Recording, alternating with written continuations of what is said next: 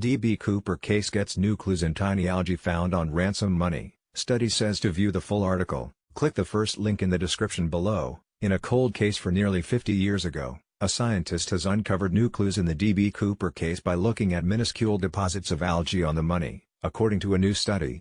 The research, published in Scientific Reports, looked at diatoms, the small deposits of algae, on the money that was found buried on the shore of the Columbia River, near Portland, Oregon, in 1980, 9 years after Cooper hijacked a plane with 36 passengers and later parachuted with a $200,000 ransom. The Cooper bill contained diatoms from summer bloom species, suggesting that the money was not directly buried dry and the immersion happened months after the late November hijacking, the study's abstract states.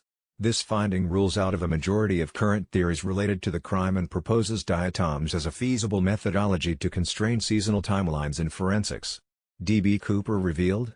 New suspect emerges years after infamous hijacking study's lead author, Kaye, told NBC King 5 he used a microscope to identify the de minimis deposits, after initially examining the bills 12 years ago at the behest of the Seattle FBI. So, suddenly, the light bulb came on and we wondered if we could use these different species of diatoms that we found on the Cooper bills a long time ago to determine when the money got wet and when the money landed on the bank of the Columbia, Kaye told the news outlet. The diatoms that we found on the Cooper money are a spring species, Kaye continued, noting it means the money was in the river months after Cooper jumped. They bloom in the spring. They do not bloom in November when Cooper jumped.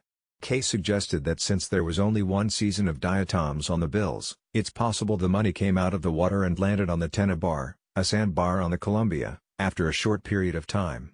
The money was not floating in the water for a year, otherwise we would have seen diatoms from the full range of in a cold case for nearly 50 years ago. A scientist has uncovered new clues in the deep. To view the full article, click the first link in the description below.